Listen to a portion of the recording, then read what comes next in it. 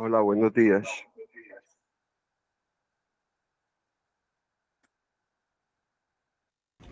Buenos días, profe. Buenos días a todos. ¿Cómo amanecieron?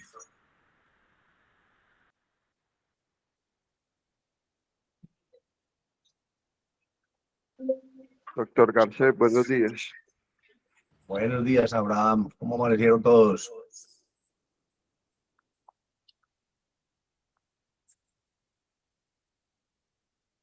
Marica, no sé qué pasó. ¿Estamos listos o qué?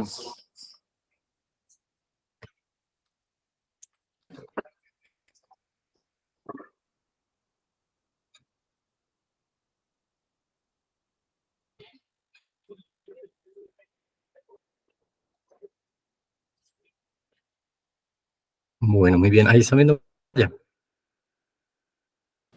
Sí. Listo, perfecto. Entonces, vamos a dar inicio. Yo, pues, es la primera vez que expongo durante la rotación. Entonces, para los que no me conocen, mucho gusto. Mi nombre es Esteban Calle. Yo soy residente de urología de la Universidad CES. Entonces, para hoy tenía preparado entonces el tema de estenosis de la unión piel-ureteral. Es un tema pues que es de una gran importancia, sobre todo pues como para nuestras especialidades en conjunto, ya que tenemos pacientes que los vemos desde la edad pediátrica incluso, pues el manejo empieza la pues como antenatal, desde el desarrollo embrionario y también vamos a tener entonces repercusiones en la vida adulta. Entonces es un tema pues que es bastante importante, igualmente pues bastante extenso, pero vamos a tratar de abarcar como lo más importante. Entonces, para empezar, la estenosis de la unión piel-ureteral, entonces tenemos que conocer lo normal. La unión piel-ureteral, entonces, más que hablarles pues, como de la anatomía normal de un paciente y todo eso, el mensaje que yo quisiera dejar al tener estas imágenes anatómicas es conocer muy bien cuál es la anatomía de nuestro paciente, el paciente que vamos a operar. Todos los pacientes son diferentes, todos los pacientes se pueden presentar anomalías, pero tratemos entonces de que el paciente que vayamos a operar tengamos muy claro cómo es la distribución, ¿no? O cómo está organizado su parte anatómica para tener entonces un mayor conocimiento y una mayor preparación entonces prequirúrgica, y que sepamos pues entonces como en qué dirección estamos trabajando. La unión pielureteral, entonces pues es pues como su nombre lo dice, es la unión entre la pelvis renal y el uréter, y es uno de los sitios entonces donde más compromiso va a haber por obstrucción del tracto urinario superior, pues en este caso, que va a generar entonces un hallazgo de hidronefrosis antenatal. Pero esto tiene todo un trasfondo embrionario, el cual entonces les traje un pequeño video. Pues este es un segmento realmente del video completo, en el que se explica pues como de manera rápida y gráfica, que me parece mucho más fácil para entender la embriología de cómo se forma entonces esta parte del sistema urinario. Urine. The urine is then drained through the mesonephric duct and into the cloaca. This system is in place until about week 10, when the permanent kidneys take over and the mesonephros regresses. Around week 5, the metanephros develops, and this forms the permanent kidneys. So for a couple of weeks, the metanephros and the mesonephros coexist. The metanephros forms in the pelvic region. First, intermediate mesoderm near the mesonephric duct differentiates into the metanephric mesoderm, which is sometimes called the metanephric blastoma. The metanephric mesoderm produces growth factors that travel to the mesonephric duct, and in response, it sprouts a small bud called the ureteric bud, which is connected to the mesonephric duct through the ureteric stalk. Over time, the ureteric bud lengthens, and it secretes growth factors that causes the metanephric mesoderm to grow. This is called reciprocal induction, because the metanephric mesoderm and the ureteric bud promote each other's growth. Este punto me parece pues que es como el más importante. Lo voy a ver un segundito, y es esta fase pues del desarrollo embrionario, que se conoce como la inducción recíproca, y es el momento en el que el blastema metanéfrico y la yema ureteral tienen como una comunicación cruzada, en la que mandan señales pues por medio de citoquinas y factores de crecimiento, en los que debe haber como una fusión entre los dos. Este punto es fundamental porque es el punto en donde más puede haber fallas, y lo que puede llevar pues como a displasias renales o a problemas en la unión Eventually, the ureteric bud pielureteral. reaches the metanephric mesoderm. It grows into it. The metanephric mesoderm surrounds the end of the ureteric bud, leaving just the ureteric stalk uncovered. The ureteric stalk lengthens and forms the ureter during about week 6. The ureteric bud that's within the metanephric mesoderm divides in half to form the renal pelvis during weeks 7 and 8. Then each half divides again to form 2 future major calyces. This division continues until the major calyces, the minor calyces, and finally millions of collecting tubules have formed. The cells in the collecting tubules signal the surrounding metanephric mesoderm that the collecting system's in place, and that it's time for the nephrons to form. Now, the nephrons are the base. Bueno, muy bien. Entonces, como sabemos, este punto So for es la parte pues como clave en el desarrollo embrionario, donde vamos a tener entonces la mayoría de las alteraciones, y de un desarrollo embrionario pues adecuado, es de donde vamos a depender pues que haya un desarrollo adecuado. También entonces la unión pielureteral no es simplemente un sistema colector, sino que también tiene unas características fisiológicas importantes. Este tiene un sistema de marcapasos que generalmente va un poco más rápido que las contracciones pues, que tiene propiamente el uréter, pero tiene un punto específico que es el punto donde hay una mayor presión, donde hay una pequeña dificultad del paso de la orina hacia el uréter, que es la unión pielureteral, pero funciona como una válvula unidireccional. Una vez las contracciones que genera la pelvis por el marcapasos pues intrínseco de este logra pasar la orina al otro lado, de la unión pielureteral, que no debe ser una resistencia pues muy grande, no tiene que ser un esfuerzo muy grande, pero de ahí en adelante lo que se llamaría como el bolo urinario, entonces no debe retroceder hacia la pelvis renal, y empiezan las contracciones ureterales a moverlo de manera pues hacia distal, de manera que no haya pues un flujo retrógrado. Este marcapasos funciona muy bien mientras haya una pelvis que no esté completamente distendida, la distensión prolongada, sobre todo la distensión pues como de manera crónica, va a deteriorar entonces todas estas fibras nerviosas y va a deteriorar el sistema de marcapasos, lo que va a tener consecuencias severas a largo plazo, que lleva a que muchas veces cuando operamos pacientes que tienen una dilatación piélica pues de muy larga data, tenemos pelvis que no responden como de la manera que quisiéramos. Seguimos viendo pelvis muy dilatadas en los estudios que le hacemos a los pacientes de seguimiento, pero obviamente es porque pierde todo este sistema de contracción intrínseco y queda, pues, como por decirlo, como de manera como fofa, pues, o queda como distendida, pues, crónicamente. Entonces, ahora sí, entrando en la patología como tal, la estenosis de la unión piel-ureteral, tenemos una historia normal de esta patología, que es que los pacientes básicamente los vamos a detectar porque tienen una dilatación del tracto urinario. Y esto se da en el momento prenatal. Cerca del 2% de las ecografías prenatales que se hacen de tamizaje a la semana 20 van a tener entonces algún tipo de dilatación del tracto urinario. Y en la tabla que tenemos aquí a mano derecha, vemos entonces que hay muchas etiologías. Me parece muy importante que miren esta primera, que es la etiología, pues que realmente es un episodio fisiológico o transitorio, hasta en el 50 al 70% de las ocasiones. Entonces, tener muy en cuenta que todos los pacientes que encontremos con dilatación del tracto urinario de manera antenatal, no nos debemos alarmar, debemos tener muy presente esta incidencia de manera fisiológica para tratar de evitar entonces estudios que no son necesarios o de pronto intervenciones que no son necesarios. Pero la obstrucción de la unión piel-ureteral puede tener una incidencia de este 2% de las ecografías prenatales con dilatación del tracto urinario, de hasta el 10 al 30%. Entonces, también pues no nos vamos a relajar y decir que todos van a ser fisiológicos, sino pues que hacer como un seguimiento adecuado, que hay diferentes pues algoritmos para esto, pero les voy a presentar pues como los más actualizados y los que más estandarizados están. Entonces, las teorías de la obstrucción de la unión piel-ureteral se han desarrollado muchas teorías durante la historia pues, de la medicina. Por allá en el 70, el doctor Ruano y el doctor Hill presentan entonces su teoría de obliteración-recanalización, que decía que en algún punto del desarrollo embrionario toda la luz se obliteraba y posteriormente debería haber una recanalización. Sin embargo, debido pues a modelos murinos que no soportaban esta teoría, pues fue descartada y por ahora pues no es como una de las teorías que estén actualmente aceptadas.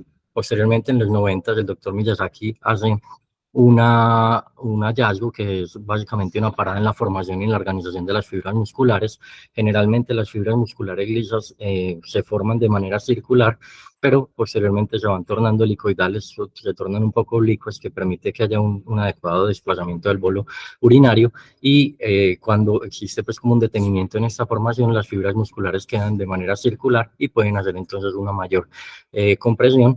Y posteriormente el doctor Shang y el doctor Chang que encuentran pues que también hay reemplazo de estas fibras musculares lisas por tejido que es inflamatorio, tejido cicatricial, que va también a empeorar entonces la fisiología normal de esta sección pues de la unión piel-ureteral, y puede empeorar entonces la peristalsis normal del bolo urinario.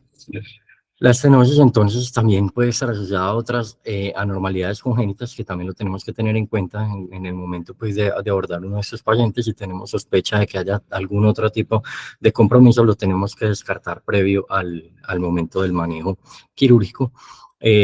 Pues se asocia en gran parte el compromiso contralateral. Series describen entre el 10 al 40% de compromiso contralateral. Puede estar asociado también a displasia renal, a poliquistosis renal, a agenesia renal, a riñones en herradura, a la asociación la secuencia Vater, y el reflujo vesicureteral en el 5 al 18%. Incluso, pues, en la historia, alguna vez se preguntó si era necesario hacer algún tipo de tamizaje, sobre todo para el reflujo vesicureteral en este tipo de pacientes, pero a través pues, de los años y los estudios que se fueron recolectando, se demostró que no era pues, costo efectivo hacer un estudio para todos los pacientes que tuvieran dilatación del tracto urinario, que tuvieran estenosis de la unión piel-ureteral, pensar que habría que hacerle un tamizaje para el reflujo vesicureteral. La estenosis entonces va a tener dos principales o dos maneras de presentación clásicas. La más común va a ser el compromiso intrínseco, que va a ser entonces una interrupción de la formación de las fibras musculares o una alteración de la motilidad y el vaciado. Puede también estar asociado a acodamiento o valvas propias pues, de la unión piel-ureteral que van a impedir el paso de la orina desde este punto, pero también tenemos obstrucciones extrínsecas como son la aparición de vasos accesorios, como vemos aquí en la imagen. Son vasos entonces que cruzan por detrás del uréter y el uréter entonces sufre un acodamiento que va a generar pues una estenosis como tal. Esta patología entonces se presenta en 1 de cada 500 nacidos vivos, en algunas series lo describen hasta 1 de cada 1500, es más común en niños del lado izquierdo y el 10 al 40% van a ser bilaterales. La clínica de estos pacientes a veces puede ser un poco difícil pues por la edad en la que diagnosticamos a los pacientes, pero podría presentarse con dolor en la fosa renal, el cólico de Dietel, pues tan conocido que es asociado al consumo de líquidos, que genera pues un cólico en fosa renal. Puede desencadenar hematuria, puede tener dificultades para la alimentación del niño, dificultad respiratoria, que pueden ser de pronto las alteraciones más tempranas. Puede haber incluso compromiso de la parte gastrointestinal con la constipación, o puede haber compromiso ventilatorio o hipertensión arterial asociada pues de manera crónica. ¿Por qué es importante esto? Porque la obstrucción va a generar entonces deterioro de manera retrógrada, o sea, va a empezar a deteriorar, va a generar una uropatía obstructiva que posteriormente se va a derivar como una nefropatía obstructiva, pero se va a comportar de manera diferente si es unilateral o bilateral. En las primeras 2 horas vamos a ver que hay algunos cambios locales mediados por óxido nítrico, por prostaglandinas, que posteriormente van a tener entonces patrones contrarios a lo que se desarrolla inicialmente, que es como una especie de vasodilatación para tratar entonces de compensar esto, pero posteriormente entonces va a haber un flujo, unas presiones retrógradas que van a empezar a deteriorar las nefronas y finalmente entonces van a empezar a deteriorar la tasa de filtración glomerular posterior a las 24 horas. Y cuando lo tenemos pues de manera bilateral, pues obviamente va a ser algo que va a ser mucho más rápido, pero también va a tener entonces compromiso de otros agentes como es el péptido atrial natriurético, que va a generar entonces respuestas de pronto un poco más agresivas que también entonces pueden llevar a un deterioro más marcado de estos pacientes. Entonces, de manera grande, ¿cuál va a ser el enfoque inicial? Hay una parte que no nos va a tocar a nosotros, pero que es muy importante conocerlo, y es el periodo antenatal, porque desde este punto, si todo se hace de manera adecuada, si se siguen los protocolos internacionales, pues vamos a tener un diagnóstico más adecuado. Entonces, los objetivos de este enfoque van a ser disminuir los estudios innecesarios de estos pacientes, identificar anomalías congénitas del tracto urinario que puedan estar asociados a esto, tener en cuenta que la intervención temprana en el paciente adecuado va a ser entonces también un factor pronóstico para el resto de la vida del paciente, para la conservación de nefronas o de unidades funcionales en el resto de su vida. Y las intervenciones tardías pueden presentar incluso pérdidas que en la literatura se han descrito como marginales, pero que van a ser significativas en la calidad de vida del paciente. Entonces, lo primero que uno debe hacer cuando encuentra que un paciente tiene una dilatación del tracto urinario en el periodo antenatal es saber que la ecografía que le están realizando a este paciente de tamizaje está hecha de manera adecuada. Lo ideal entonces es que se haga una medición del diámetro anteroposterior, según los últimos consensos. Entonces se hace como una medición máxima de la pelvis renal en el plano transverso, que se encuentre siempre rodeado por parénquima renal, como lo vemos aquí en las flechas verdes en el diagrama. La flecha gris muestra una pelvis extrarrenal, que esta no debería entrar dentro de la clasificación o dentro del adecuado uso de la ecografía. La literatura, digamos que no es muy precisa en la recomendación si se debe hacer en prono o en supino, pero Algunos estudios recomiendan hacerlo en prono, ya que puede aumentar la distensión piélica y nos puede entonces aumentar un poco la sensibilidad de los pacientes que van a entrar dentro de los estudios de tamizaje. Y se hacen unos ciertos cambios a la anatomía clásica, pero la anatomía de la histopatología, pero lo que uno ve clásicamente, que son los cálices mayores y los cálices menores, y se cambia por cálices centrales y cálices periféricos para términos prácticos en el reporte de la ecografía. Entonces, se han descrito varias maneras de clasificar entonces este riesgo. Estos riesgos, pues básicamente lo que tratan es de predecir a futuro qué tanta repercusión va a tener en la vida adulta y qué tanta repercusión va a tener sobre la función renal del paciente. Tenemos entonces la primera clasificación, que fue el diámetro anteroposterior, descrita entonces por trimestres, lo que nos iba a clasificar entonces en leve, moderado, severo. Posteriormente, entonces llegó la Sociedad de Urología Fetal, donde intenta hacer algunos cambios y trata de hacerlo como de manera un poco más objetiva, visualizando entonces la dilatación que hay dentro de los sistemas colectores, teniendo en cuenta entonces los cálices centrales y los cálices periféricos, y lo clasifica en grados de 1 al 4, donde el 1 y el 2 son un riesgo bajo pues, de deterioro o uropatía obstructiva, y grados 3 y 4 van a ser entonces un riesgo alto para desarrollar entonces la uropatía obstructiva.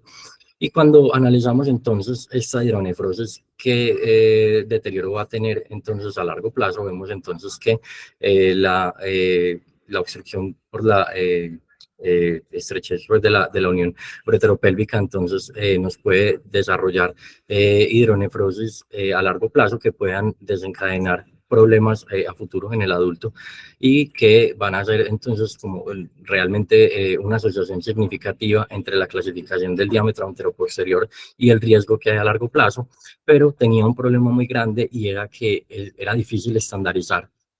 Cuando el radiólogo iba a hacer el estudio, era difícil estandarizar los hallazgos. Entonces, posteriormente, en el 2014, se reúnen diferentes sociedades y deciden crear un consenso que fue la escala de dilatación del tracto urinario, que se conoce como la UTD, y esta va a tener entonces dos clasificaciones grandes. Las clasificaciones de los estudios antenatales, que las dividen de la semana 16 a la 27, y estudios mayor a la semana 28, y estudios también postnatales que van a ser posterior a las primeras 48 horas de vida, porque estos pacientes, pues los pacientes, todas las personas cuando nacen van a tener un grado de deshidratación que puede alterar entonces los resultados. Por eso la recomendación es que sea mínimo después de las 48 horas de nacido, pero muy importante no pasarse del mes de nacido. Y esta clasificación entonces coge estos 6 ítems, que es el diámetro anteroposterior, la dilatación de los cálices, el grosor del parénquima, la apariencia del parénquima, la dilatación de los uréteres, el compromiso pues vesical, y que haya pues como algún tipo de oligohidramnios pues secundario a esto. Esto entonces no es específico para estenosis de la unión piel-ureteral. Esto abarca toda la dilatación del tracto urinario, pero es la manera que tenemos en ese periodo de la vida de diagnosticar entonces estos pacientes. Entonces la clasificación prenatal va a ser dividida en A1, que es de bajo riesgo, y en A2, 3, que es de alto riesgo. Según entonces los parámetros que tengamos en estos pacientes, vamos a tener un seguimiento estandarizado en los que los pacientes de bajo riesgo van a tener que realizarse mínimo una ecografía después de la semana 32, mientras que después del nacimiento van a tener una ecografía después de las 48 horas y posterior a 1 a 6 meses después. Y la clasificación de alto riesgo, entonces debemos hacer ecografías cada 4 o 6 semanas hasta el parto, y posteriormente entonces una nueva ecografía después de las 48 horas y en el mes y al mes de vida, para tratar de identificar de manera temprana qué pacientes realmente que estaban en alto riesgo van a generar compromiso en la vida postnatal. Y cuando hacemos entonces la evaluación postnatal, entonces vamos a tener tres posibilidades, es encontrarnos la clasificación P1 de bajo riesgo, la clasificación P2 de riesgo intermedio y la clasificación P3 de alto riesgo, que para la literatura, pues en términos prácticos, vamos a ver que los hallazgos P2, P3 van a ser en algunos textos extrapolados a la clasificación de la Sociedad de Urología Fetal como 3 y 4 y a la escala inicial de la medición del diámetro anteroposterior como moderado a severo, para tratar de unificar todo esto. Es importante que conozcamos todos porque en el momento en que nosotros leemos la literatura actual hay muchos estudios que son realizados con estas escalas, entonces es importante pues como conocerlas, a pesar de que lo ideal es que sigamos usando la escala UTD. Y después del hallazgo de los hallazgos postnatales, entonces según el riesgo en el que se clasifique el paciente, vamos a tener un seguimiento. Los pacientes entonces de bajo riesgo se les hace seguimiento con ecografía, los de riesgo intermedio y riesgo alto se les va a hacer entonces seguimiento con ecografía, con cistografía, digamos que esto lo deja antes como criterio clínico, la historetrografía, el antibiótico profiláctico y los estudios funcionales como los renogramas, pero yo he adaptado pues como a la literatura que encontré disponible, desarrollé pues como esta especie de algoritmo en la que vemos entonces que los pacientes con dilatación del tracto urinario postnatal que tengan hallazgo normal, pues que en el momento antenatal había estado dilatado, pero que en el momento postnatal esté normal, pues no requieren ninguna intervención, mientras que los pacientes que tengan una dilatación de bajo riesgo, se les va a hacer entonces un control ecográfico entre 1 y 3 meses, algunos textos lo describen hasta 6 meses, y las dilataciones que sean P2, P3, que en la mayoría de textos lo vamos a encontrar como SFU 3 o 4, entonces pueden ser llevados o deberían ser llevados a tratamiento con antibiótico profiláctico, ecografía en el primer mes y cistoretrografía, que nos va a ayudar pues a identificar alteraciones como el reflujo vesiculolateral y las valvas posteriores. Entonces, si encontramos todo esto normal, pues hablando de la cistoretrografía la encontramos normal, le vamos a hacer posteriormente un renograma en el que podemos tener dos posibilidades, que sea obstructivo, que nos va a hablar entonces de una estenosis de la unión piloureteral y ese paciente entonces determinar si va a ser llevado pues a cirugía, y si no es obstructivo, entonces entraría como al seguimiento de control con ecografía al primero, pues entre el primer y el tercer mes. Y si la cistoretrografía entonces es anormal, entonces ya tendríamos que entrar a definir si es por valvas posteriores o reflujo vesiculolateral, pues que sería tema de otra charla y no andaremos pues en esto. Entonces, ¿qué estudios tenemos a continuación? Tenemos entonces uno de los estudios más importantes para nosotros, que es el renograma.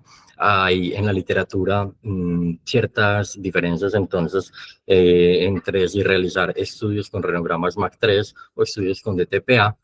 Pues básicamente las diferencias de estos dos es el radionúcleo, los dos están pues como asociados a tecnesio, pero uno va a estar entonces con el MAC y el otro con el DTPA, que van a tener un comportamiento dentro de los túbulos renales diferente. El MAC3 va a tener únicamente, va a tener una tasa, va a estar filtrado por el glomérulo como tal, pero también va a estar presentándose con una secreción de los túbulos renales.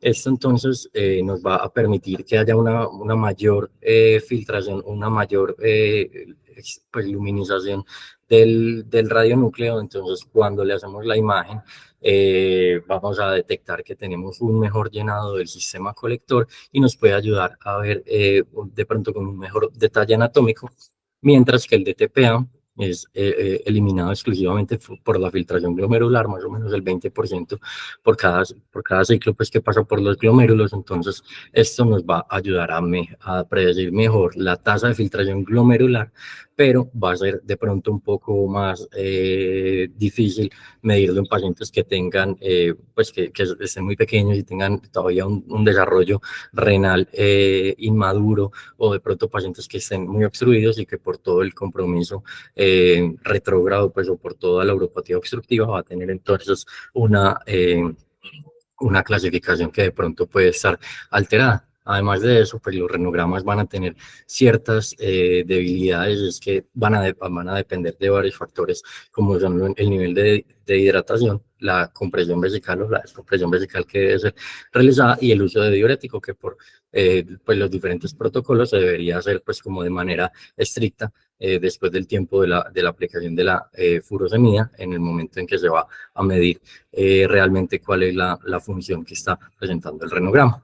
Y vamos a tener entonces diferentes tipos de curvas. En las curvas entonces tenemos una fase inicial que es la captación del radionúcleo por el riñón y posteriormente vamos a tener entonces una filtración, pues, o la excreción del radionúcleo que nos va a presentar entonces diferentes resultados.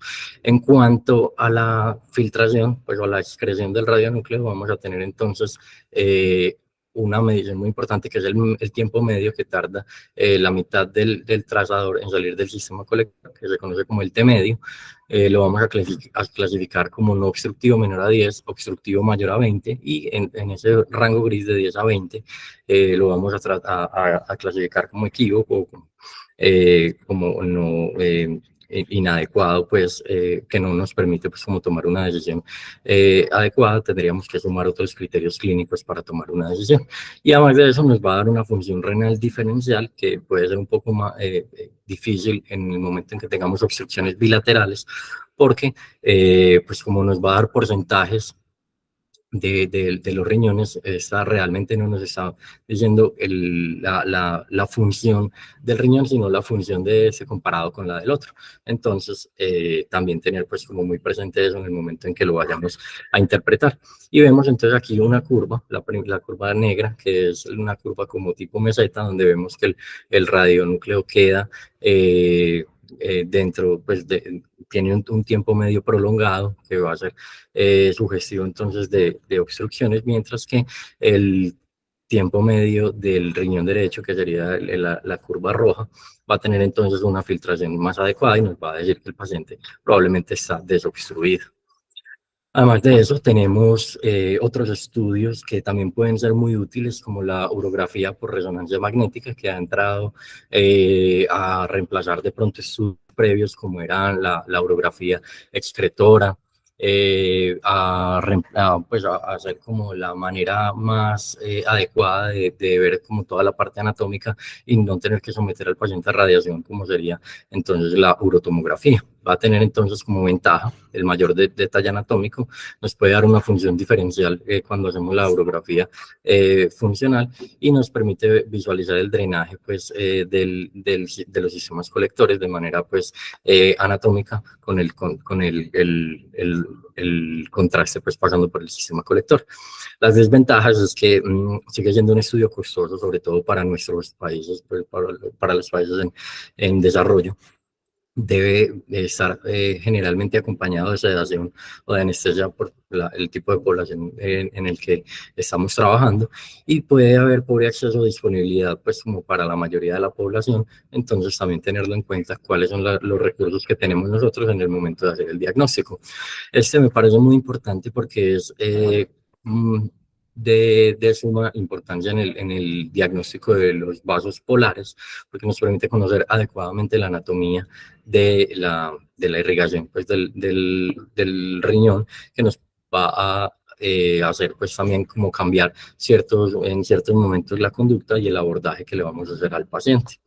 Tenemos otras opciones, algunas de estas anecdóticas, como el test de Whittaker, que es básicamente un estudio funcional en el que se miden presiones diferenciales entre el sistema colector, entre la pelvis renal y la vejiga, que entonces también nos va a hablar de si hay obstrucción o no, dependiendo del flujo que haya de manera pues anterógrada. Tenemos la urografía excretora, que fue muy usada, incluso todavía es bastante usada en algunos centros, que nos permite dar como el detalle de la anatomía del paciente, y nos permite también conocer un poco como si es una implantación alta, si es que de pronto tiene acodamientos, a ver de pronto pues como cuál es la causa, pero no nos va a dar pues como el detalle anatómico que va a tener la urotomografía o la uroresonancia. Pero la urotomografía pues tiene un gran problema, y es la radiación tan grande que someteríamos a nuestros pacientes, pues que sobre todo en la edad pediátrica va a ser tan importante. Y tenemos la pielografía, que se ha utilizado tanto en el momento diagnóstico como en algunos casos en que vamos a derivar a los pacientes con nefrostomía o que puede ser incluso usado de manera intraoperatoria para tratar entonces de hacer una adecuada planeación de la cirugía. Y vamos a tener entonces básicamente 3 tipos de pacientes en los que nos vamos a enfrentar cuando tenemos una hidronefrosis antenatal. En el momento postnatal puede que sea transitorio, que haya respondido pues fisiológicamente y que se haya desaparecido la obstrucción. Puede haber un pequeño grupo de pacientes en los que vemos hidronefrosis, pero que no hay obstrucción clara, y pacientes en los que va a haber hidronefrosis con obstrucción, que es bastante importante tener en cuenta a qué nivel estamos presentando esta obstrucción y cuál es el grado de obstrucción que está teniendo nuestro paciente, porque esto nos va entonces a ayudar como a guiarnos cuál va a ser el tipo de patología que tiene el paciente. Entonces, el algoritmo que ya les había presentado, entonces, pues digamos que lo que sigue es cuándo vamos a intervenir al paciente. Entonces, tenemos diferentes tipos de tratamiento, que el gran interrogante en la literatura es cuándo y cómo vamos a manejar la obstrucción de la estenosis peloureteral, y esta entonces va a hacer una decisión que puede ser en ocasiones muy difícil de tomar, pero que tenemos que tener en cuenta que vamos a tener factores predictivos como son la función renal previa, el grado de dilatación, las malformaciones que tenga asociadas el paciente. Tenemos que tener muy en cuenta también qué herramientas diagnósticas tenemos y cuáles son entonces nuestros criterios quirúrgicos más adecuados. Lo primero sería entonces el manejo conservador. La mayoría podrían ser tratados de esta manera, pues por lo que les explicaba, pues de los hallazgos fisiológicos o las hidronefrosis transitorias, pero tenemos que tener muy en cuenta cuáles son las indicaciones quirúrgicas. En la revisión, pues como en la literatura, encuentro que no hay una estandarización adecuada, pero traje pues como la mayoría de indicaciones y las que me parecen más relevantes como propuesta, pues como para que sean nuestras indicaciones. Si alguno de pronto tiene alguna otra, pues me gustaría también que nos hiciera pues como el comentario, pero estas fueron entonces como las principales que encontré en la literatura, y es cuando tenemos una función renal diferencial reducida o que va progresando pues en deterioro. Generalmente tomamos como punto de corte 40%. Cuando tenemos hidronefrosis progresiva en los estudios pues ecográficos, cuando tenemos tiempos medios de drenaje prolongados o progresivos también en los estudios de los renogramas, o cuando tenemos algún tipo de complicación o de aparición clínica de dolor, de infección, de sepsis.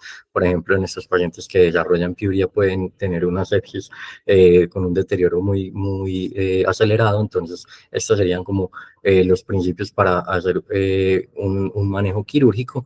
Y esto pues digamos que ha sido muy estudiado por la literatura, pero específicamente una cosa que me parece relevante, aunque no son los pacientes más comunes, pero que podemos tener en cuenta, es los pacientes que tengan pues ese grupo pequeño en los pacientes en que hay hidronefrosis, que hay dilatación del tracto urinario, pero que realmente no hay una no hay un patrón obstructivo, pero que va a tener entonces una función renal disminuida pero estable. Estos pacientes, pues según los últimos estudios realizados, publicado en el 2020, se encontró que podrían ser llevados pues como a vigilancia con ecografía y renogramas seriados entre 3 o 6 meses. Pero estos pacientes entonces tener como mucho cuidado, sobre todo en nuestra sociedad, en nuestro país, que hay veces estos pacientes se nos pueden perder. Es una indicación pues que yo cuestionaría bastante y que lo tomaría también muy en cuenta, por eso el componente pues sociodemográfico del paciente para tomar la decisión de operarlo o no operarlo. Otro interrogante muy grande que es difícil hay veces de responder es cuándo vamos a intervenir al paciente. Entonces ya sabemos cuáles son las indicaciones quirúrgicas, pero cuándo intervenirlo es una decisión que vamos a tomar según el riesgo o beneficio. Se ha descrito en algunas ocasiones que podríamos antes del manejo quirúrgico hacer una derivación, realmente pues derivaciones con nefrostomía, pero principalmente pues como las indicaciones para realizar esta derivación serían pacientes que tengan una anemia importante, que tengan pionefrosis, que tengan compromiso respiratorio o que estén presentando intolerancia a la vía oral, pues como por toda la dilatación que está presentando el sistema y la compresión extrínseca de otros órganos adyacentes, pero es una conducta que es bastante controversial en la literatura. Realmente me parece un poco más difícil de lo que esperaba encontrar realmente una respuesta a esto, porque en la mayoría de estudios no se contempla pues como las derivaciones previas, pero me parece importante tener esto en cuenta porque es una manera que tenemos de resolver de manera transitoria la patología que está teniendo el paciente, tratar de disminuir como la progresión de la enfermedad. En caso de que sea infeccioso, tratar la infección previo a la manipulación quirúrgica, pero en las poblaciones que vamos a tratar, que son niños que van a ser difícil de controlar, tenemos un riesgo aumentado del daño de la derivación, tenemos lesiones por manipulación de manera importante, o que haya una mala acomodación también, pues como por la manipulación de esto, o incluso pues por la manipulación de los familiares, y van a cargar el paciente, a cambiarlo y todo esto. Y algo muy importante es que después de una nefrostomía se debería entonces programar cirugía lo más pronto posible para tratar entonces de disminuir los riesgos también asociados a las nefrostomías, riesgos de infección, de sangrado, de calcificación, de fístulas, de malformaciones arteriovenosas pues adquiridas. Entonces deberíamos tener muy en cuenta que estos pacientes no van a ser manejados de manera definitiva con esto. La edad óptima, entonces, los estudios iniciales lo diferenciaban entonces la edad como punto de corte, el año de vida. Generalmente entonces, porque este punto de corte nos determinaba entonces que iba a haber una prevención del deterioro de la función renal, había una diferencia marcada, como lo muestra pues que es de los últimos estudios, de los últimos metaanálisis publicados, donde vamos a tener también una disminución de las tasas de infecciones, vamos a optimizar los desenlaces a largo plazo, como desarrollo de la hipertensión o de la enfermedad renal crónica, y vemos aquí entonces que, por ejemplo, en las tasas de infecciones no va a haber una marcada diferencia, pero lo que más nos va a interesar a nosotros es el momento en el que estamos conservando nefronas, qué impacto va a tener. Vemos entonces que todos los hallazgos son estadísticamente significativos y que vamos a tener entonces una mayor probabilidad de conservar más nefronas a largo plazo en pacientes que son intervenidos dentro del primer año. ¿Por qué se cree entonces que este era el punto de corte? Se había creído pues durante muchos años que la exposición a anestésicos durante el primer año de vida puede llevar a un deterioro cognitivo, a trastornos del comportamiento, a mayores tasas de broncoespasmo oral, laringoespasmo y apneas posoperatorias. Pero se han venido desarrollando muchos estudios. Este estudio que les muestro aquí, publicado este año, en el que en China se realiza un estudio retrospectivo en pacientes que fueron llevados a pieloplastia laparoscópica con hidronefrosis severa. Estos pacientes fueron seguidos pues a un mediano plazo, en los que no se encontró pues como ninguna alteración. Se determina entonces que esto podría ser como de manera eficiente, eficaz y segura, pero tener en cuenta pues que esto no es un estudio pues con una población muy grande, que requeriría pues como otros estudios para entrar dentro de las recomendaciones específicas de estos pacientes, pero es algo que podemos ir teniendo en cuenta, ir teniendo en mente, porque probablemente durante los próximos años vamos a empezar a ver esto de manera más frecuente, incluso pues el abordaje laparoscópico. Además de eso, entonces hay otros estudios en los que se determina entonces si la edad debería cambiar de 1 año a 3 meses. En ese estudio también se demostró una seguridad importante de los pacientes que fueron divididos en 2 grupos, los pacientes con menos intervenidos dentro de los primeros 3 meses y los pacientes intervenidos después de los primeros 3 meses, y se vio entonces que estos pacientes podían tener tasas de seguridad bastante importantes, pues que nos permitan extrapolarlo a nuestra población, y que van a tener entonces mejoría tanto en el diámetro anteroposterior como en la preservación de nefronas a largo plazo, como lo vemos entonces acá.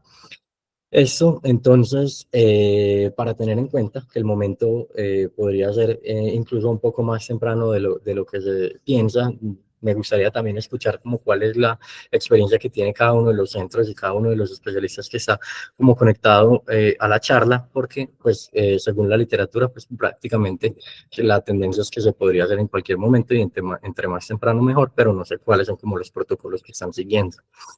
Además de eso, entonces, las técnicas, así como un repaso grande, no voy a ahondar pues en todas las técnicas de pieloplastias, que son bastantes, pero la clásica en la que probablemente es más usada, que es la técnica de Anderson-Hines, que pues ha estado desapareciendo un poco el epónimo y ya en los libros aparece como desmembrada, tratando pues como de dejar un poco atrás este uso tan marcado de los epónimos. Entonces, la técnica desmembrada probablemente va a ser la técnica preferida porque nos va a permitir tanto el tratamiento de pacientes con compromiso intrínseco como compromiso extrínseco, ya que nos permite preservar pues como este vaso y debido pues a que no podríamos entonces hacer como una transposición de los vasos, sino hacemos como una sección completa de la pelvis renal. Nos permite entonces resecar porciones adinámicas del uréter, incluso secciones muy largas con modificaciones pues de las pelvis que podríamos realizar y pues lo que les acabo de mencionar, la remodelación de la pelvis es algo pues que es bastante importante que nos va a permitir esta técnica. Tenemos muchas otras técnicas de pieloplastia, tenemos incluso endopielotomías, como son los tratamientos endurológicos. Aquí les traigo un ejemplo de cómo sería un tratamiento con una endopielotomía láser. También tenemos entonces pieloplastias, como son la desmembrada que ya les comenté, la Fenger, que también es otro tipo pues de abordaje, el tipo YB, que sería una en la que no hay una sección completa, los flap en espiral, los flap verticales, las técnicas como de intubación para segmentos que son muy largos y en algunos casos especiales donde tengamos una dilatación del cáliz inferior muy marcada y tengamos un adelgazamiento del parénquima con un uréter muy amplio, pues podríamos también tener en cuenta que podríamos llevar a los pacientes a derivaciones como tipo calecostomías. El abordaje, entonces, vamos a tener también muchas opciones. Podemos tener abordajes abiertos, que podría ser por lumbotomía o por abordaje por el flanco, mínimamente invasivos como endoscópicos, laparoscópicos asistidos por robot. Los laparoscópicos asistidos por robot podría ser transperitoneal o retroperitoneal, e incluso los transperitoneales podrían ser transocólicos o paracólicos. La lumbotomía, que esto es algo que es, pues, que nosotros nos expresamos muchas veces como de manera inadecuada. Realmente la lumbotomía posterior es cuando abrimos la fascia lumbodorsal, donde encontramos pues como el espacio donde no están los músculos de la pared lateral y anterior y los músculos pues como paravertebrales o paraespinales. Esta entonces va a ser ideal en los niños que tienen una musculatura bastante disminuida y que nos va a permitir entonces un abordaje un poco más fácil, igual que el abordaje por flanco, que esta pues es la que muchas veces conocemos como lumbotomía, que en nuestro medio es muy común decirle a esta que es la lumbotomía, pero realmente pues sería como la incisión en flanco en la que se requeriría pues como una movilización medial del peritoneo para tratar entonces de llegar a la pelvis renal de manera adecuada. Estas tasas entonces van a tener éxitos similares. Las pieloplastas se han descrito que tienen éxitos de hasta el 95%, pero lo más importante, el factor determinante en todo lo que vamos a revisar de diferentes abordajes va a ser entonces la experiencia del cirujano. Tenemos también abordajes mínimamente invasivos que pueden ser transperitoneales o retroperitoneales. Aquí vemos entonces cómo sería la acomodación de los trócares para una pieloplastia derecha. Vemos entonces que no hay realmente como unas grandes diferencias al comparar transperitoneal versus retroperitoneal. Los retroperitoneales pueden ser de pronto un poco más retadores en el momento del aprendizaje, pueden requerir una curva más larga. También es a veces un poco más difícil el desarrollo del espacio porque no tenemos la cavidad, como la cavidad peritoneal, que simplemente es ponerle el neumo, sino que en esta tendríamos que hacer una disección. Generalmente se hace con insuflación de balones para desarrollar como el espacio perirrenal y poder hacer el abordaje adecuado. Y al revisar entonces también técnicas transmesocólicas versus paracólicas, tampoco hay pues como una diferencia. Uno de los estudios más grandes fue publicado en el 2022 en China, donde realmente pues los pacientes no tenían desenlaces clínicamente pues, o estadísticamente significativos según la técnica que se usaba.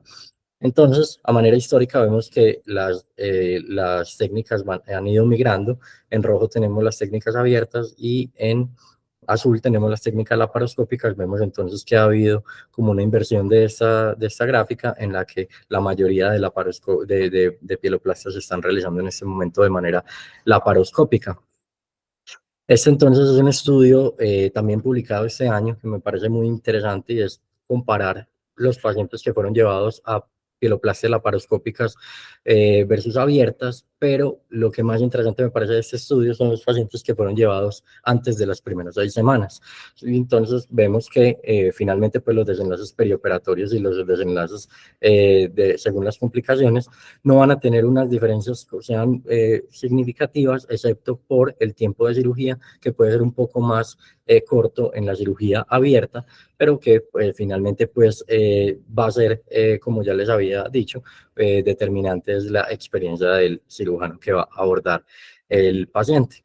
Las técnicas endoscópicas, también es importante conocerlas, está básicamente contraindicado en pacientes que tengan una etiología extrínseca, pacientes que tengan estenosis mayores de 2 centímetros, que tengan un proceso séptico en curso o que tengan hidronefrosis severa, porque esto va a tener entonces una mayor tasa de recaída o de falla del tratamiento. Puede ser con corte frío, con equipos láser, con balones de dilatación, con electrocauterio, puede ser percutánea, puede ser retrógrada, puede ser asociado al uso de seno ureteral, que sería como lo más indicado en estos pacientes, y puede tener tasas de éxito que van entre el 50 al 80%, dependiendo pues también como la serie que revisemos. Entonces tener en cuenta que puede ser un poco menos exitosa que la pieloplastia que le vayamos a realizar al paciente, y es algo que es muy importante pues aclararle a los padres en el momento de la programación de la cirugía. Pues otra de los debates grandes o las controversias que hay en la literatura es si después de la intervención quirúrgica deberíamos dejar a los pacientes con algún tipo de derivación.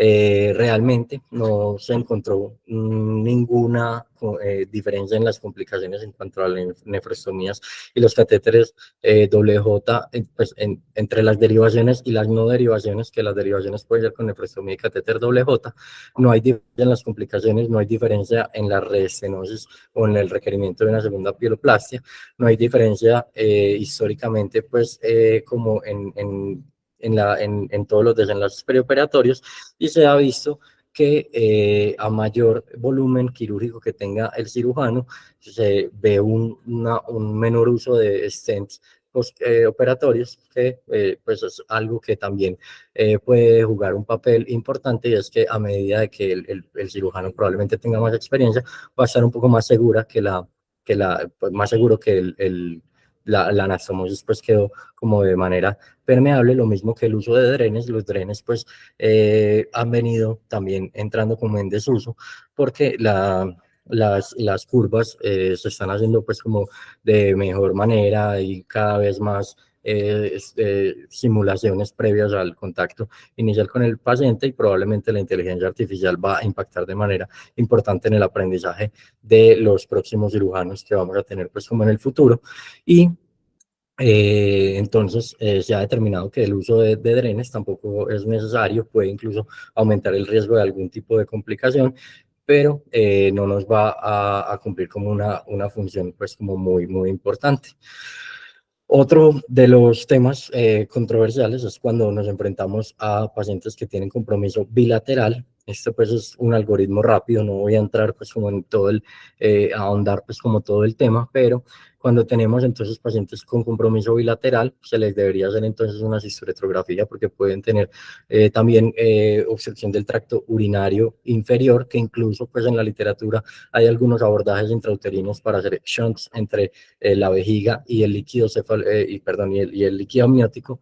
Y entonces esto es importante cuando descartemos entonces que no sea ninguna malformación del tracto urinario inferior. Tenemos entonces seguimientos con ecografías y según estos hallazgos, entonces vamos a encontrar tres posibles escenarios. Cuando tenemos los dos lados con una dilatación grado 4, según la clasificación de la SFU, entonces podemos encontrarnos con pacientes que están complicados, que deberían ser llevados a una nefrostomía percutánea previo al tratamiento quirúrgico, y los pacientes que no tengan ningún tipo de complicación, entonces se debería tratar de intervenir el lado que está con mayor deterioro, idealmente al otro lado hacer algún tipo de derivación o hacer una pieloplastia bilateral, que ha estado también empezándose a ver en la literatura. Todavía no hay estudios muy grandes, pero han mostrado hasta el momento pues como un adecuado éxito quirúrgico. Los pacientes entonces que tengan alguno de los lados que esté eh, progresando, pues entonces va a ser el lado que se va a escoger para el momento de la intervención. Y en los pacientes que tengan dilatación grado 4 en un lado y grado 3 en el otro, se le debería hacer entonces la pieloplastia al lado que esté más afectado.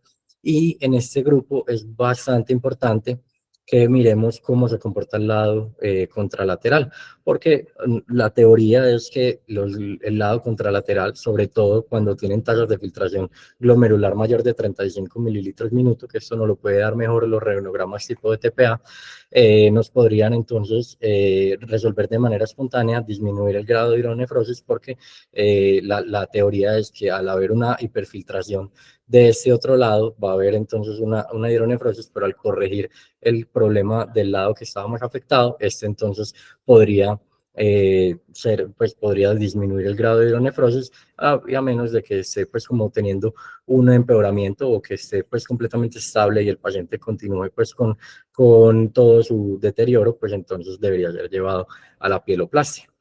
Se ha estudiado entonces que los grados de hidronefrosis van a ser importantes, porque el grado 4 únicamente hasta el 30% va a tener recuperación espontánea contralateral, pero los grados 3 hasta el 75%. Entonces, tenerlo muy, muy en cuenta cuando abordamos este tipo de pacientes.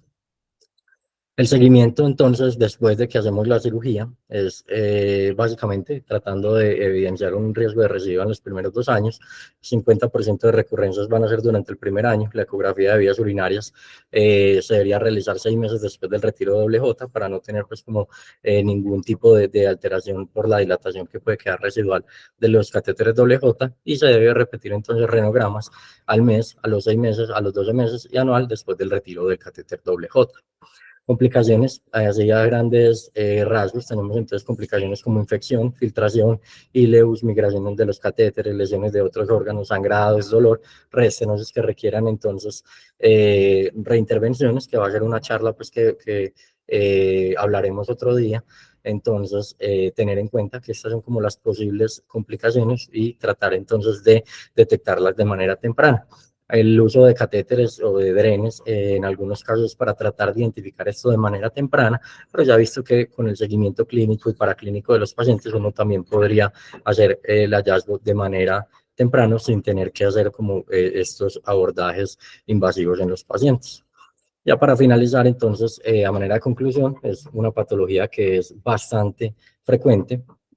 Pues es algo del día a día, tanto en, cirujanos pediatras, en nefrología pediátrica, como en urología como tal.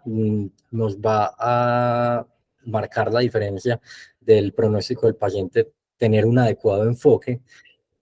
Tratar de disminuir entonces los estudios innecesarios va a ser muy importante. De igual manera, el sobretratamiento entonces para pacientes que probablemente no lo vayan a requerir. Entonces, por eso es importante también conocer como los estudios previos que se le realizaron al paciente en el momento entonces que lo abordamos por primera vez. También tenemos entonces que conocer nuestras opciones diagnósticas para hacer un diagnóstico pues lo más juicioso posible, tratar de estudiar muy bien el paciente, tratar de conocer muy bien la anatomía del paciente, tratar de evitar como las sorpresas intraoperatorias, y el abordaje ideal, pues hasta el momento no hay como un abordaje que sea predominantemente beneficioso sobre otro. El abordaje ideal es el que el cirujano pues como que decida en el momento de abordar al paciente. Eso es como la charla que tenía para hoy. Si tienen alguna duda o alguna cosa, quisiera agradecer también pues, al doctor Chams, que fue mi asesor para esta charla.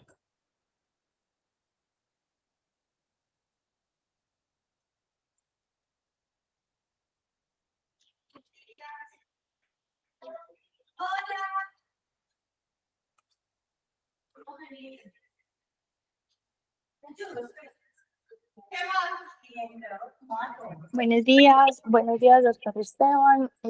Bueno, me parece que hizo una presentación muy completa, muy juiciosa, muy acorde y muy bien apropiada, como con los puntos más importantes que necesitamos saber y como con todo lo que también genera tanta controversia en este tema. Nos hablaste sobre los catéteres endoureterales, que generalmente siempre estamos como dejándolos, por decir así, pero no con tanta evidencia. Nos hablaste sobre los drenes, la nefrostomía. Bueno, yo creo que hiciste una revisión muy completa.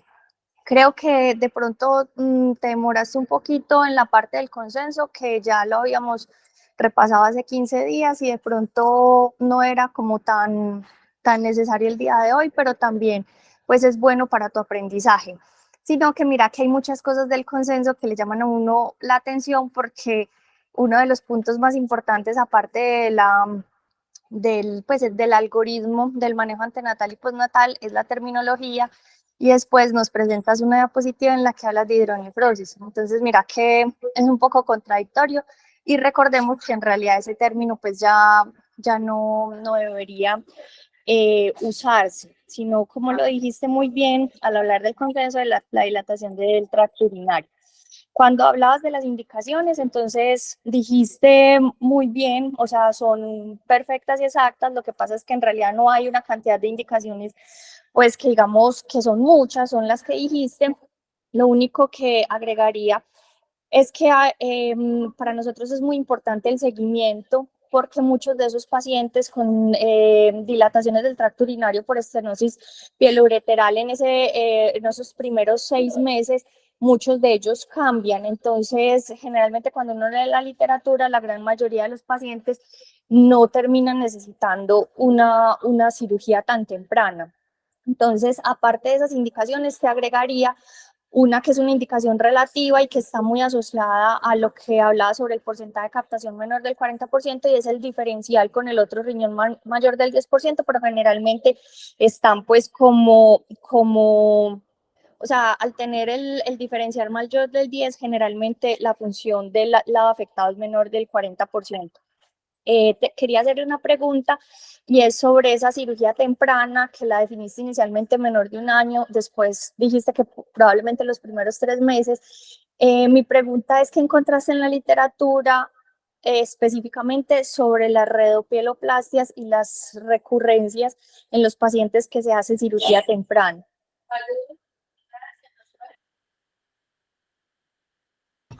Hola, doctora. Gracias por las recomendaciones.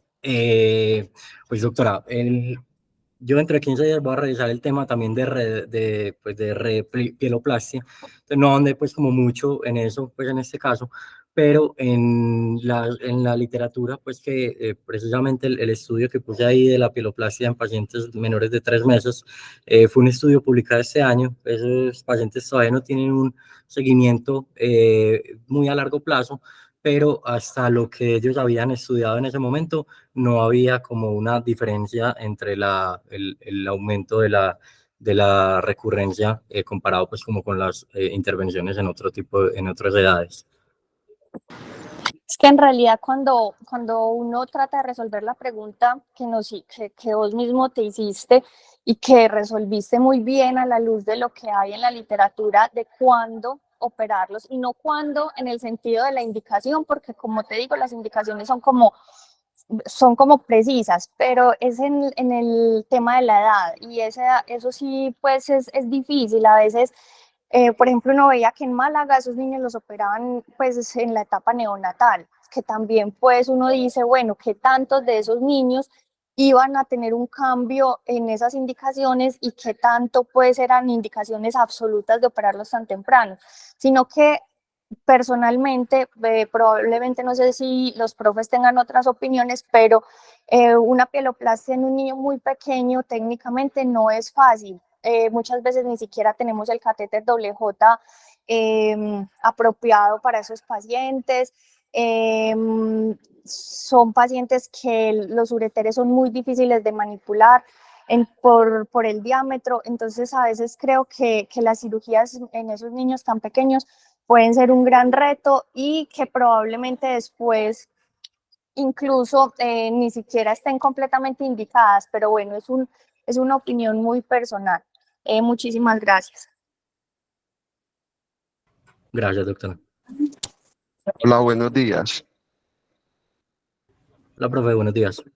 Bueno, yo creo que un tema muy interesante y muy amplio. Es un tema que hemos tenido la oportunidad de revisar muchas veces en nuestro servicio y siempre, obviamente, surgen inquietudes y la evidencia cada vez va sacando nuevas cosas muy interesantes.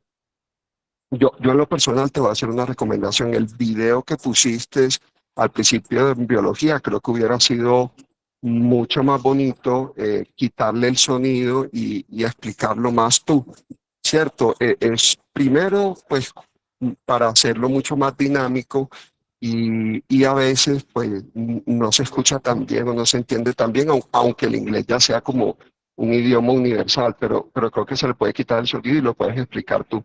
Segundo, el tema de los doble J es un tema cada vez más discutido. De hecho, el año pasado, en un encuentro de urología pediátrica que tuvimos, el grupo de España, tanto de Málaga, que mencionaba la doctora Natalia, como el grupo de Barcelona, mencionaban que están teniendo muchas complicaciones con los doble J en niños, no solo por migración, sino incluso porque se les están calcificando muy rápido niños que se pierden. Entonces ellos mencionaban además el tema de tener que hacer una segunda cirugía, al igual que a nosotros se les dañan las pinzas. Entonces ellos estaban como mencionando nuevamente las derivaciones interno-externas, pero no como lo hacíamos nosotros antes, que era con una sonda Nelaton, sino con unas de Silasti muy parecidas al mismo material de los doble J, pero como derivaciones externas. Y ellos mencionaban que migraban menos los catéteres, que aparte de eso los retiraban en consulta externa y no había que dar un segundo tiempo quirúrgico a los pacientes. Entonces, hacia allá va dirigida mi primera pregunta. Tengo 3 preguntas. ¿Qué recomendaciones haces tú durante una pieloplastia, digamos laparoscópica o abierta, intraquirúrgica para el paso del catéter doble J? Primero, para hacerlo fácil en el caso de la laparoscópica, pero segundo, para corroborar que esté bien colocado y que no haya migrado, que se salga por la uretra o incluso que quede retenido. Esa es mi primera pregunta. Listo, profe, muchas gracias por la recomendación. Profe, yo en cuanto al paso del doble J, pues lo que me ha parecido más fácil, pues como en términos de experiencia, es a través de un gel que uno podría, pues a través de la luz, atravesar pues como la pared, pasar el catéter doble J de manera laparoscópica, pasar la guía hacia la luz distal, o sea, hacia la vejiga, pasar el catéter doble J sobre la guía y posteriormente entonces cogiendo con la Maryland la J proximal, saca la guía, tratando de que la J proximal no se desenvuelva completamente, sobre todo cuando tenemos luces que no son muy grandes, y esta introducirla pues como lo más desenvuelta posible. A veces es muy difícil pues como esta manipulación, tratar de introducirla pues dentro de la pelvis que acabamos pues como de remodelar y posteriormente pues hacer como el cierre de la anastomosis. Esto generalmente lo hacemos después de tener 2 puntos en los vértices para hacer el cierre pues como de las caras de la pieloplastia. Cuando es abierta, pues digamos que es mucho más fácil, es básicamente el mismo principio, pero se podría hacer así. Y en algunos casos, pues uno podría tratar de acercar un poco la pelvis renal como hacia la pared y tratar de pasarla por ahí, pero pues eso es como cuando hacemos como video asistidas. Sí, mira, eso es uno de los temas más controversiales en teoría. El mismo problema que a veces nosotros tenemos, que tenemos catéteres un poco largos, a veces la misma peristalsis ureteral hace que, que se ha arrastrado incluso hacia la uretra o incluso durante el paso de la guía. A veces la guía en los niños, el cuello está mucho más rectificado y se salen por la uretra. A veces no hemos terminado la cirugía y el doble J está asomado por la uretra. Una de las recomendaciones es, bueno, pasar una sonda vesical previo a cirugía, tener un balón inflado, y sin embargo nos pasa que la guía se mete por los bordes del balón y se sale. Algunos grupos recomiendan, pues por lo menos yo nunca lo he hecho, pero sí conozco la recomendación, hacer una cistoscopia durante la pieloplastia.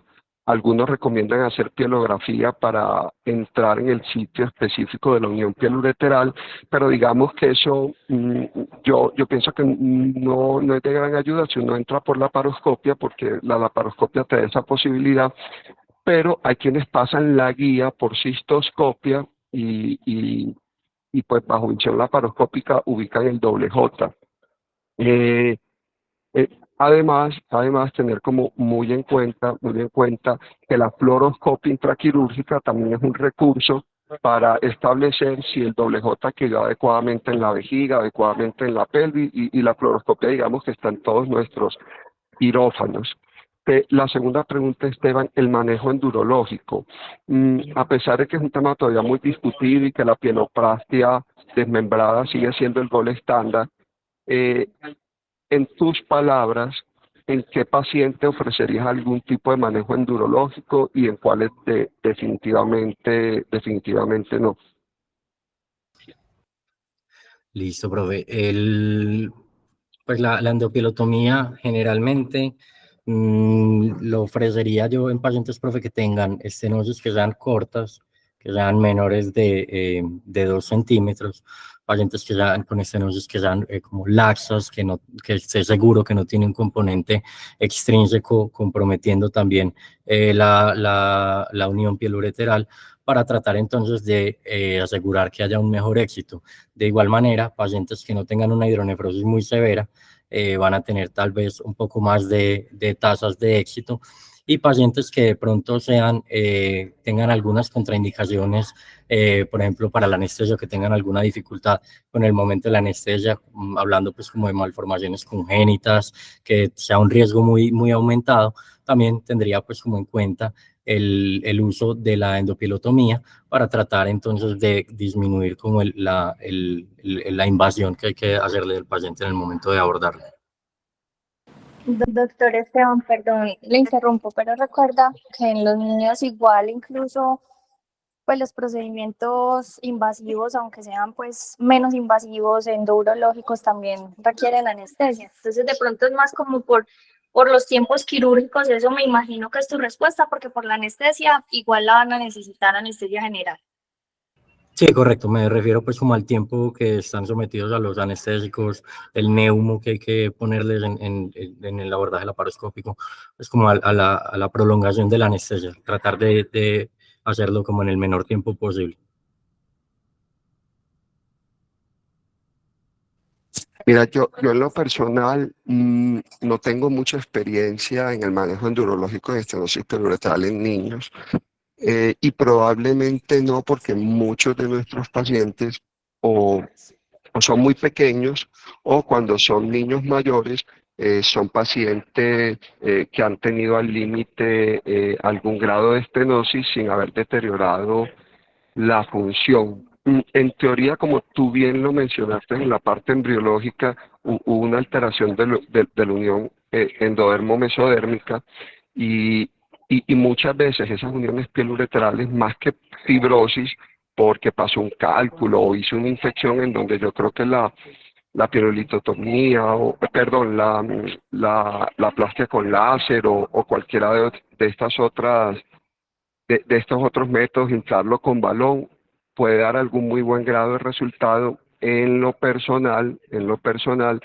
en los niños muy chiquitos es porque no hubo una adecuada diferenciación de esas células mesenquimales a músculo liso, sino a fibroblastos. Entonces, además de que hay un mayor riesgo de perforación y de lesión, creo que lo que vamos a estar es dilatando el manejo quirúrgico definitivo, pero igual el nivel de evidencia todavía es pobre, por lo menos en niños, para el manejo endurológico, pero probablemente cada vez vamos a tener equipos más finos, más delgados, en donde se va a poder hacer mayor instrumentación. De hecho, hay estudios que hablan de manejo combinado por laparoscopia y manejo endurológico, pues, pero son más reportes de casos en población pediátrica, ¿verdad? Muy pequeña.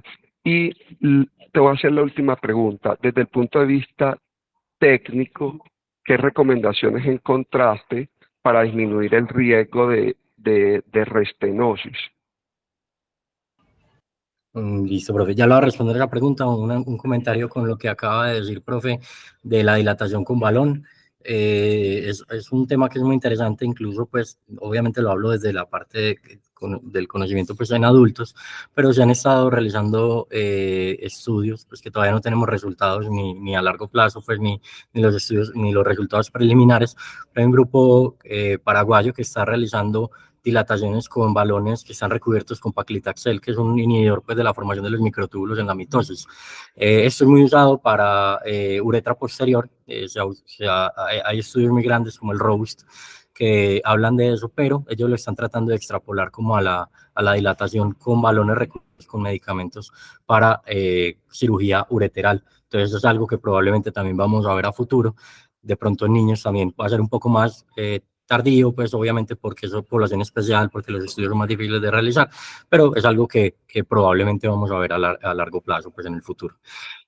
Con respecto a la pregunta, para tratar entonces de disminuir como las recurrencias, profe, pues uno debería tener pues como un paciente que sea escogido pues de manera adecuada, tratar entonces de hacer anastomosis que sean amplias, espatulaciones amplias, la técnica como de Cobra nos ayuda también como a disminuir las tasas de restenosis. En alguna literatura se decía lo de los catéteres, pero eso en las últimas revisiones se ha visto que no, que los catéteres WJ no aumentan el riesgo. Tener pacientes que estén pues como con, si tuvieron infecciones que ya estén tratadas, que no vayan a tener como ningún problema con la anastomosis, también nos puede entonces ayudar a disminuir la restenosis. En algunos reportes, esto lo he leído sobre todo en adultos, cuando tienen pelvis muy redundantes, uno debería tratar de hacer una adecuada remodelación de la pelvis para que esta no caiga posteriormente sobre la unión pielureteral, puede hacer algún tipo de acodamiento. Entonces tratar también de hacer como recuperar como la anatomía lo más fiel posible pues como a lo normal.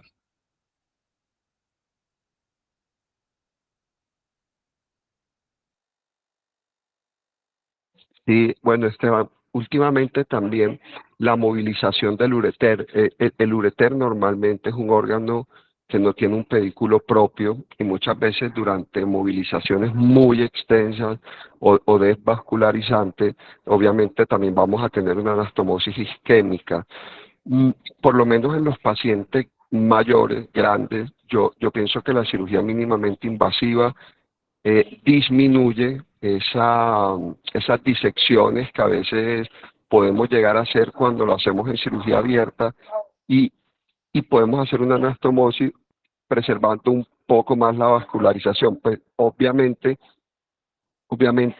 si en cirugía abierta yo puedo lógicamente mantener esos mismos principios, pues maravilloso. Es más una sensación que tengo que a veces en la mínima invasión podemos ser un poco más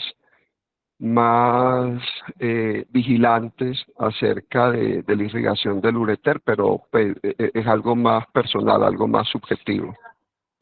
Sí, incluso la manipulación excesiva de la luz del uréter, la esqueletización, pues que es como lo describe la literatura, puede llevar a una desvascularización importante. También incluso las cirugías concomitantes, por ejemplo, con reimplantes, también se ha sugerido que pueda tener algo ahí de compromiso vascular, entonces pues tratar como de disminuir eso. Otra de las cosas que nosotros hacemos pues en adultos, pues obviamente es que cuando tenemos pacientes que son delgados, a veces logramos soltar el uréter de manera adecuada y logramos sacarlo a través del trocar y ahí poderlo manipular como si fuera de manera abierta para hacer una espatulación un poco más cuidadosa, tratar de no tomarlo desde la mucosa, sino como de la grasa periureteral. Pues son como pequeños detalles que uno cree que a futuro pues puedan servir, pero realmente pues yo no he encontrado como literatura que hable como de esos tips específicos para tratar de disminuir la isquemia, y obviamente pues lo que usted acaba de decir de la anastomosis pues libre de tensión es muy importante. El doctor Walter tiene levantada también la mano. Hola, buenos días. Buenos días a todos. Hola, Esteban. Tenía varias preguntas, pero voy a hacer más bien los comentarios. Esteban, discúlpame porque tengo que entrar ahorita a una actividad.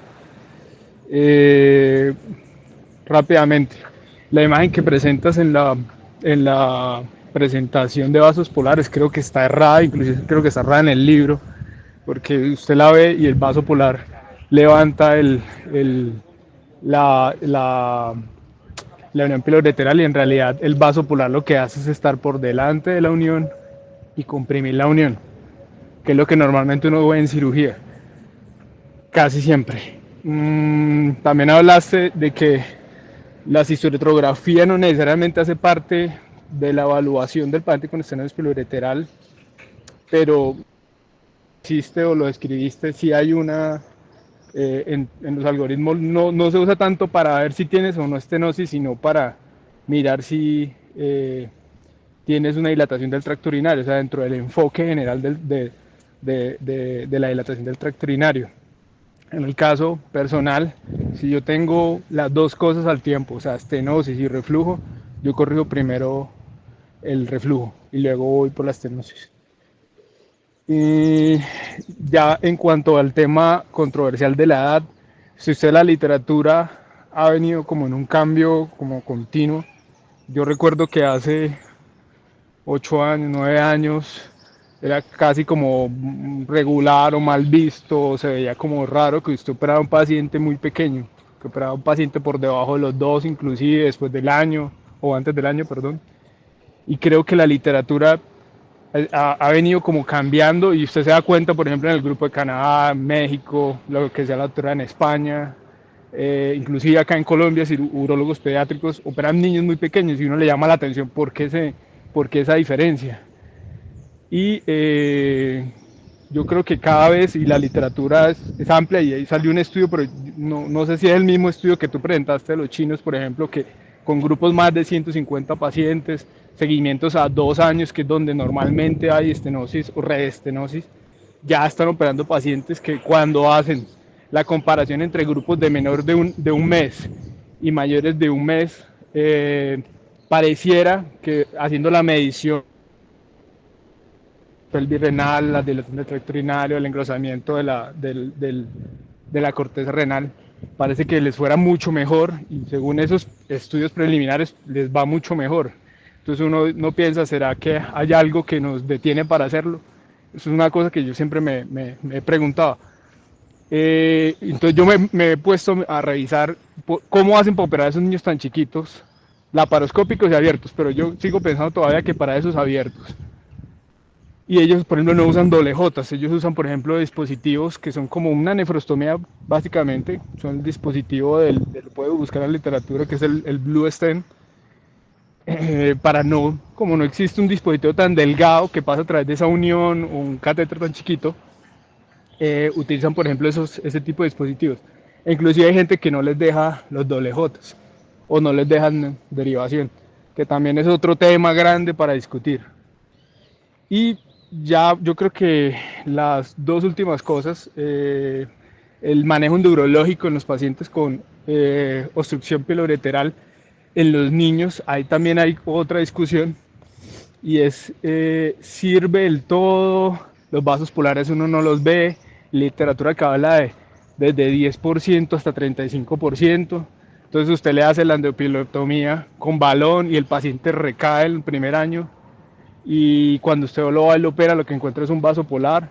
Entonces la literatura habla que la efectividad va hasta un 75%. Entonces eso quiere decir que probablemente esta terapia es una terapia puente, que si el paciente responde, pues bien y no se operó para una pieloplastia, sea laparoscópica o abierta, o si usted recae y va y lo opera, puede ser que le encuentre una causa obstructiva externa, extrínseca, que fue lo que hizo que fallara eso, y por eso eh, se podría ver que las tasas de éxito no son tan altas como si ocurriría en una cirugía desmembrada. Y ya, para cerrar, me imagino que tú vas a revisar ese tema en recidivas y nefrostomías. Revísate bien el artículo clásico de Braga y Pipi Sale del 2008, que es el artículo que habla sobre las causas de restenosis en los pacientes, cuáles son los factores, que fue como el primer estudio, y que si usted empieza a revisar la literatura no va a encontrar por qué nefrostomía en los niños, tantas nefrostomías. Y uno le llama la atención porque localmente nosotros sí manejamos usamos mucho más la nefrostomía. Y por ejemplo en ese estudio que me imagino que revisarás,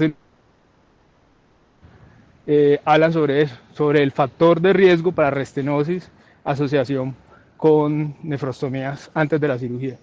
Y otros factores, pero la nefrostomía específicamente. Una charla muy larga, no se puede hacer más discusión y no te puedo hacer las preguntas, pero te felicito, Esteban. Listo, profe, muchas gracias. Ahí en la pantalla estoy poniendo el Blue Stent, que también pues como lo había revisado, pero obviamente por temas de extensión no lo a fondo, pero ahí está pues como para mostrar pues gráficamente lo que usted nos acaba de explicar. Profe, muchas gracias por las recomendaciones, y sí, en la próxima charla pues yo creo que resolveremos algunas dudas que nos deja esta charla. El doctor Ángelo también tiene levantada la mano. Sí, ya, hola Esteban, pues muchas felicitaciones por el tema, muy interesante. Sí, básicamente, pues yo creo que de todas maneras la cirugía, la pieloplastia no es una cirugía fácil. Sí, sabemos que en nuestro medio y pues, en otros medios también, lo que pasa es que también las estadísticas pues muestran de pronto resultados un poco más favorables, pero pues la reestenosis, que tú lo vas a hablar después, es muy frecuente, ¿cierto? O sea, no es tampoco una cosa aislada que, ay, que se me restenosó en años que han pasado, no, o sea, nosotros tenemos una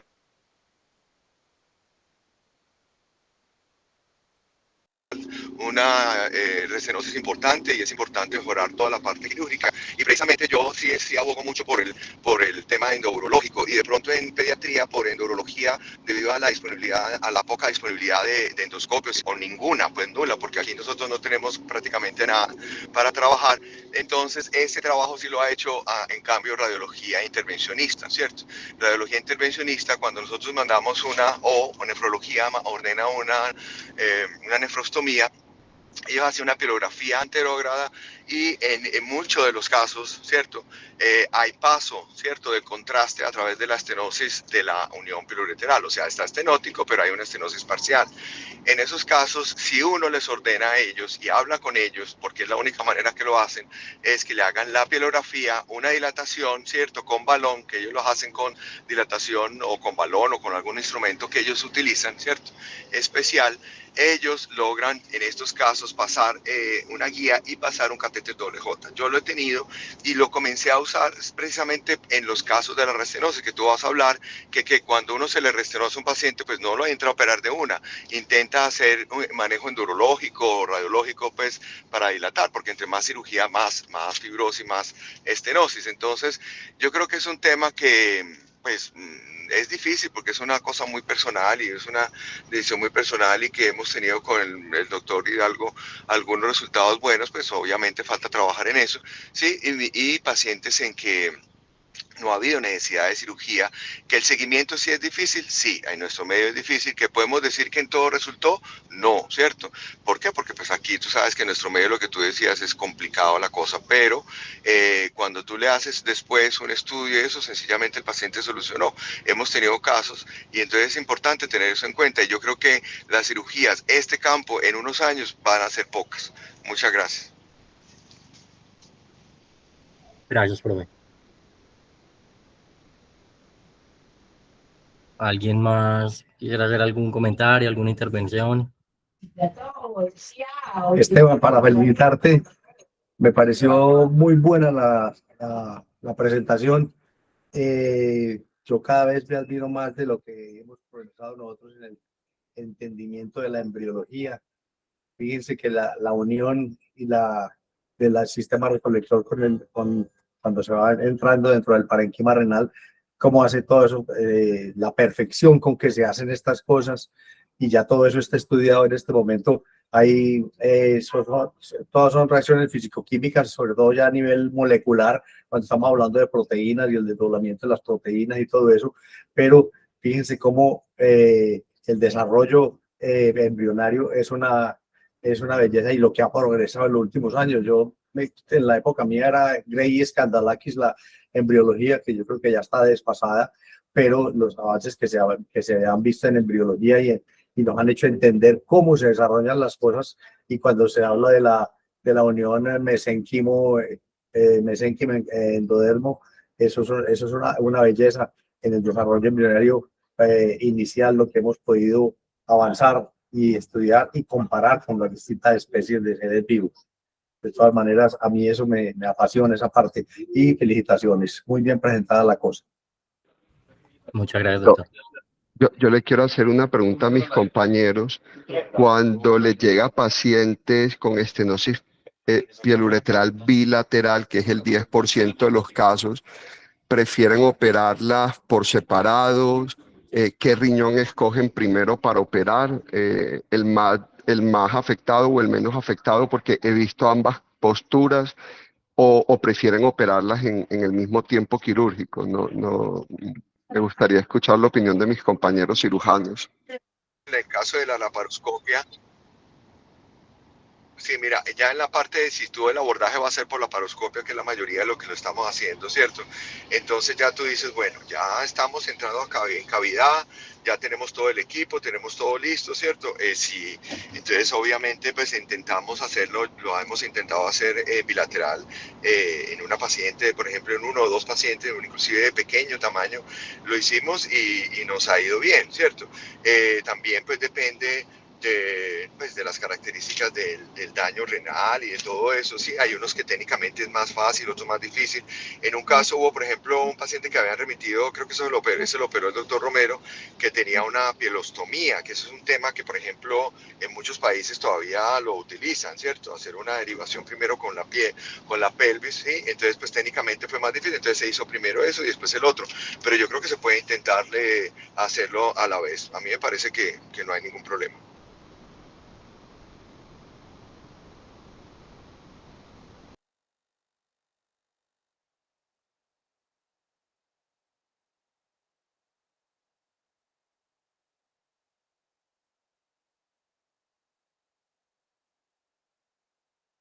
No sé, la doctora Natalia o el doctor Lince o el resto de los compañeros. Yo en lo personal, pues, a ver, normalmente creo que confluyen muchas cosas, pero yo creo que si es una cirugía abierta por lumbotomía, creo que sí lo haría en dos tiempos diferentes, y en lo personal creo que operaría primero el riñón más deteriorado, a menos pues que ya sea un riñón muy dañado y prefiero operar el que está cargando con la función renal. Mm, hace al poco tiempo, pues hemos tenido dos pacientes con bilateral, niños pequeños que videoasistidamente las hemos hecho bilaterales, pues y nos ha ido bien, sobre todo teniendo en cuenta como la parte social, que a veces es tan complejo en nuestros casos, y videoasistido, digamos que tiene todas las bondades de la cirugía abierta, pero también de las bondades de la laparoscopia en cuanto a disección y incisiones más pequeñitas. Y creo que también puede ser una buena opción, pero no sé qué opina la doctora Natalia o el resto de los compañeros. Buenas, pues normalmente, obviamente pues hay que individualizar cada caso, pero normalmente los hago separados. Pues no hago la pieloplastia en el mismo acto bilateral.